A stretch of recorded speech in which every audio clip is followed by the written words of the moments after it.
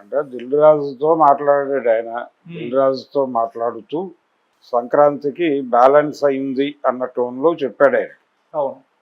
ఒక ఫ్లాప్ వచ్చిందని బాధ లేకుండా పండగ సెలబ్రేట్ చేసుకునే విధంగా లాభాల బాట పట్టావు అన్న టోన్లో అన్నాడు తప్ప అదేదో రామ్ చరణ్ని వాంటెడ్గా అన్న మాట అయి ఉండదు.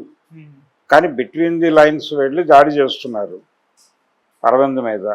లేకపోతే ఈ మెగా వర్సెస్ అల్లు అనేటువంటి ఒక ఆర్గ్యుమెంట్ని లైవ్లో ఉంచడం కోసం జరుగుతున్నటువంటి ప్రయత్నంలో భాగంగా ఎవరు ఏం మాట్లాడినా దానిలో బిట్వీన్ ది లైన్స్ వెళ్ళి ట్రోల్ చేయటం అనేది వాళ్ళ ప్రోగ్రామ్గా మారిపోయింది అనుకోవాల్సి వస్తుంది. అంటే తప్పేముంది దానిలో? ఇప్పుడు అది సినిమా హిట్ అని చెప్పలేరు కదా, ఎవరు వాళ్ళే చెప్పలేరు కదా. నేరుగా సాక్షాత్తు రామ్ చరణే మీరు అనవసరంగా కలెక్షన్ రిపోర్ట్లు వేయద్దు అని చెప్పి వాళ్ళు వేసిన మర్నాడు దాని మీద ట్రోల్ జరుగుతుండగానే చెప్పాడు కదా, వాళ్ళకి వార్నింగ్ ఇచ్చాడు కదా. అలాంటి సందర్భంలో మరి ఆయన సినిమాని బ్యాడ్గా మాట్లాడినట్టుగా తీసుకున్నారా ఎవరైనా? లేదు కదా. అందుకని ఫ్లాప్ అయింది అనే విషయం చెప్పాడు ఆయన. దాని గురించి ఆయన్ని ట్రోల్ చేశారు టార్గెట్ చేసి. సరే, ఆ ట్రోల్కి కూడా వాళ్ళు ఏమీ స్పందించలేదు, వదిలేశారు. సరే, ఏదో జరుగుతుంది, జరగని. ఈ సమయంలో నిజానికి ఆయన ఈ రెండు కుటుంబాల మధ్య స్పర్ధ అల్లు వర్సెస్ మెగా అనేటువంటి స్ప్లిట్ని కొంత డైల్యూట్ చేయడానికి ఒక ప్రయత్నంగా అది అప్ కంట్రీ ఛానల్ వాళ్ళు ఎవరో అడిగారు ఆ ప్రశ్న, మగధీరా గురించి మాట్లాడమని. కాకపోతే అది అతని స్ట్రైచర్కి చాలదు. చిరంజీవి గారి కొడుకు అనేటువంటి స్ట్రైచర్కి చాలేంత విజయం కాదు. కానీ విజయవంతమైన సినిమానే. అలాంటి సినిమా కావాలి అనే ఉద్దేశంతో రోలో రెండో నిర్మాతగా తానున్నట్టుగా చెప్పుకున్నాడు.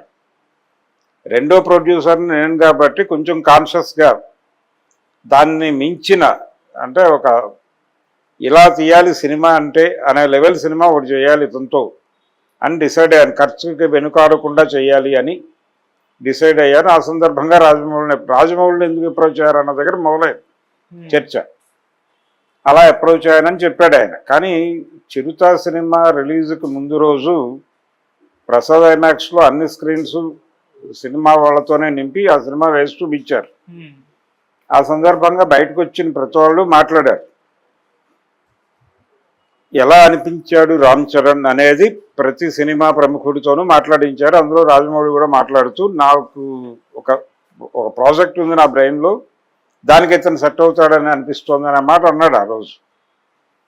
అన్నప్పుడు ఆయన ఉద్దేశం ఏంటి? రాజమౌళి ఉద్దేశం అప్పుడే ఆయనకి తన మార్కెట్ విస్తరణ ప్రోగ్రాం ఆయన బ్రెయిన్లో రన్ అవుతోంది. ఈ మార్కెట్ విస్తరణ అనేటువంటిది ఆయన కోరిక. సో మార్కెట్ విస్తరణకి పెద్ద సినిమా తీయాలి, ఆ పెద్ద సినిమా హ్యాండిల్ చేయగలిగిన కెపాసిటీ నాకు ఉంది అని చెప్పుకోవడానికి ఒక పాస్పోర్ట్ సినిమా కావాలి. ఆ పాస్పోర్ట్ సినిమా ఎవరు దొరుకుతారా అని తిరుగుతున్నాడు ఆయన. చూస్తున్న టైంలో ఈ అవకాశం వచ్చింది. ఏది? అరవింద్ గారు రామ్ చరణ్ కాంబినేషన్. సో అక్కడ ఈయన ఎంటర్ అయ్యాడు. ఈయనతో సినిమా చేస్తే అది నెక్స్ట్ లెవెల్కి వెళ్తుంది, అల్లుడి సినిమా హిట్ అవుతుందనే ఉద్దేశం అంతకుమించి ఏం లేదు ఆయన. వీళ్ళకేమీ ప్రోగ్రామ్స్ లేవు, కానీ రాజమౌళికి ప్రోగ్రామ్ ఉంది ఈ సినిమా ద్వారా. అదే రాజమౌళి అంటే ఆ పాస్పోర్ట్ చూపించి ఇంత పెద్ద కథలు హ్యాండిల్ చేయగలడు ఎత్తున అనే కాన్ఫిడెన్స్ ఇండస్ట్రీకి ఇచ్చాడు మగధీర ద్వారా. ఇచ్చిన తర్వాత దాని ప్రాతిపదిక మీద ఆ పునాది మీదే బాహుబలి మొదలైంది. బాహుబలి అనే బిగ్ ప్రాజెక్ట్కి ఇతన్ని ఎలా నమ్మాలి ఇండస్ట్రీ?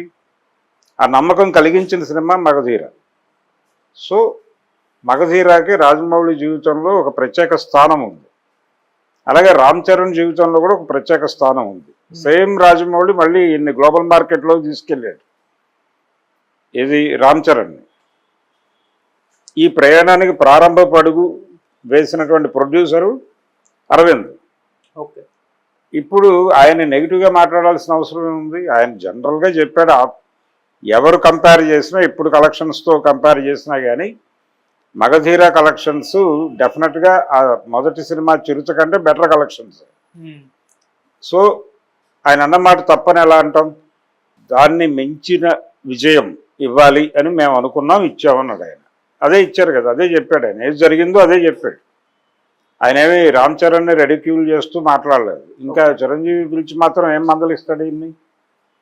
చిరంజీవి గారు మందలించారా, లేకపోతే ఆయన అభిమానులు వెళ్ళి దాడి చేశారా? ఇవన్నీ కాదు కదా జరిగింది. ఆయన నిజానికి ఒక చర్చ ఉంది, ఒక లీక్ ఇచ్చారు వాళ్ళు, ఏది గేమ్ చేంజర్ రిలీజ్ టైంలోనే. ఇప్పుడు ఎవరు దాని గురించి మాట్లాడలేదు, కానీ అదొక వార్త ఉంది లైవ్లోనే. అందుకని ఆ రెండు కుటుంబాల మధ్య ఉన్నటువంటి గొడవని వాళ్ళు ఎప్పటికప్పుడు దాన్ని కంట్రోల్లోకి తీసుకురావాలని ప్రయత్నం చేయటం, ఆ ప్రయత్నంలో భాగంగానే మాట్లాడాడు ఈయన. మగధీర ప్రొడ్యూసర్ నేను అనే విషయం ఈ జనరేషన్ ఒకసారి తిరిగి ముద్ర అయ్యదలుచుకున్నాడు ఆయన, అంతే. అందుకోసం అది ఎందుకు వేసాడంటే ఈ వ్యూహంలో భాగం. ఏది మెగా వర్సెస్ అల్లు అనేటువంటి గొడవలో వాస్తవాలు లేవు అనేది ప్రపంచానికి అర్థం చేయించే ప్రయత్నంలో భాగంగానే జరిగింది.